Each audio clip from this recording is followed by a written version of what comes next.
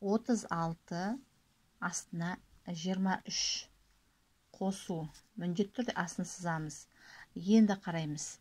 Бірінші баған түрінде есептеген кезде бірлікке бірлікті қосамыз.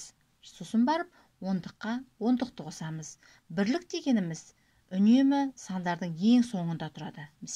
Міне, мынау бірлігі 6 және 3. Ал ондық дегеніміз мына алдында тұрған сан 3 және 2. Жүздік өткен жағдайда бұның алдында жүздіктер тұрады. Енді қараймыз. Бірінші алдымен бірлікке бірлікті қосамыз. 6 мен 3-тің қосындысы неше болады? 9. Ол 9-ды осы бірліктердің астына жазамыз. Келесі бірліктерді қостық, мәнін таптық. Енді ондықтарға көшеміз. Енді ондыққа ондықты қосамыз.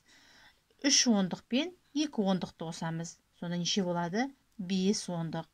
Сонда бізге шығады 59 саны. Енді қосу амалын біз міндетті түрде азайту амалымен тексереміз. Енді қараймыз. 59-дан біз 36-ны азайтып көрейік. 59 азайту 36. Азайту таңбасын саламыз, астын сызамыз міндетті түрде. Енді алдында айтып кеткендей, мынада бірліктен бастаймыз. Бірліктен бірлікті аламыз. Бірлік міндетті түрде артында тұрады. 9-дан 6-ны азайтамыз. Неше шығады? 3 шығады. Содан кейін барып ондыққа көшеміз енді. 5-тен 3-ті азайтамыз. 5-тен 3-ті азайтқан кезде 2 болады. Сонда бізде шығатын санымыз 23 болады. Міне баған түрінде осылай есептейміз.